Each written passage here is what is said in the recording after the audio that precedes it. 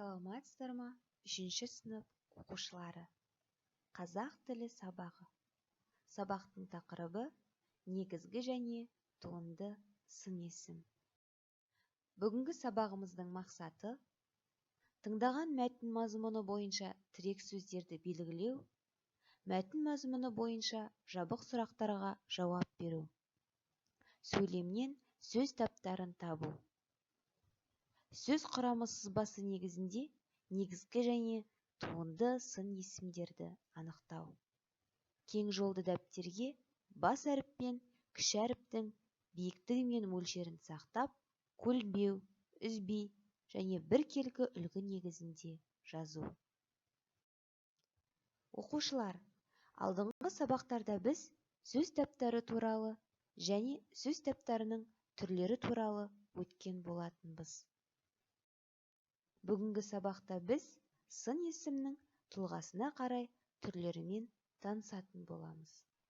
Сын есім дегеніміз не? Сын есім тұлғасына қарай қандай түрлерге бөлінеді? Осы сұрақтарға жауап алу үшін бейнероликті тамашалаймыз.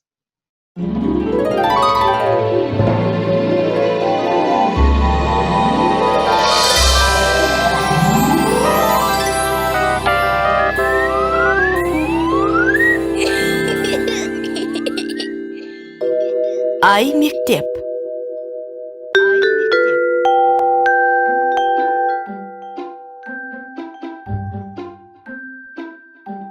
Мынау не? Бұл Томнан келген сыйлық. Оның ішінде не бар? Том саған тосын сый жасапты. Не екенін өзің тап. Мен саған көмектесейін. Ол кішкентай.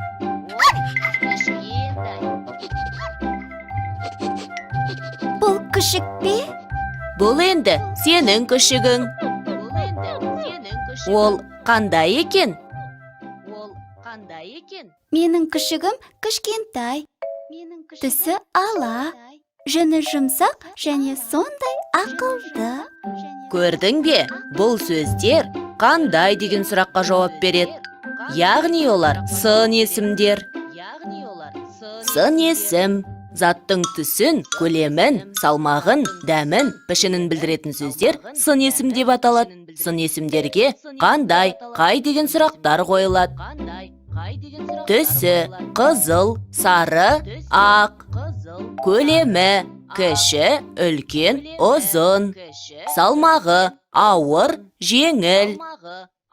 Дәмі ащы, тәтті, қышқыл.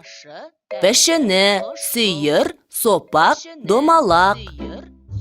Дана, мына кестеге жинаған сын есімдердің барлығын қалай атайтынын сен білесің бе? Жоқ, білмеймін. Бұлар негізгі сын есімдер, яғни түбір сөзден болған сын есімдер негізгі сын есімдер деп аталады. Жақсы, бұлар негізгі сын есімдер. Одан басқа да сын есімдер бар ма? Сен күшігіңді ақылды деп едің ғой. Осы ақылды сөзі туынды сын есім болады. Ол түбір сөзге жұрнақ жалғану арқылы жасалып тұр. Сын есім негізгі және туынды болып екіге бөлінеді. Түбір сөзден болған сын есімдер негізгі, түбір сөзге жұрнақ жалғану арқылы жасалған сын есімдер туынды сын есімдер деп аталады. Сонда қандай жұрнақтар жалғауға болады?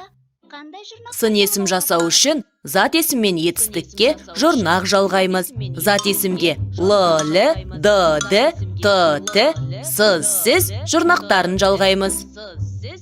Мысалы, күлкілі, таулы, ақылды, көңілді, әдепті, білімді, тәртіпті.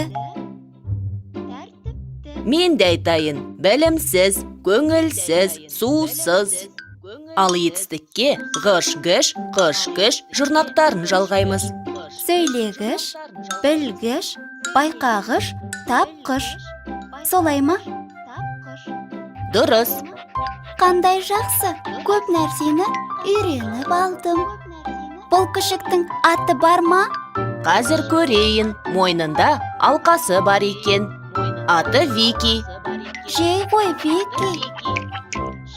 Ол тек ақылды, жұмсақ, сүйкімді болып қана қоймай, сонымен қатар өте жылдам екен.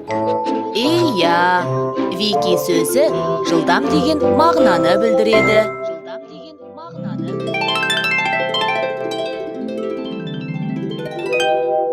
Қайталайық. Сын есім. Заттың түсін, көлемін, салмағын, дәмін, пішінін білдіретін сөздер сын есім деп аталады. Сын есімдерге қандай, қай деген сұрақтар қойылады. Сын есімдер негізгі және туынды болып екіге бөлінеді. Негізгі сын есім. Түбір сөзден жасалған сын есімдер негізгі сын есімдер деп аталады. Мысалы, жақсы, үлкен, қызыл. Туынды сын есім. Түбір сөзге жұрнақ жалғану арқылы жасалған сын есімдер туынды сын есімдер деп аталады.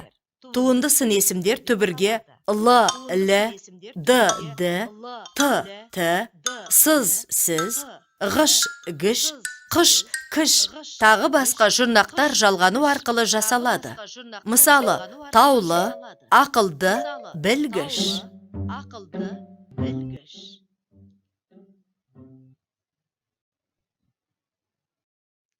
Жақсы балалар, бейнероликте көргеніңіздей сын есім тұлғасына қарай екіге бөлінеді екен.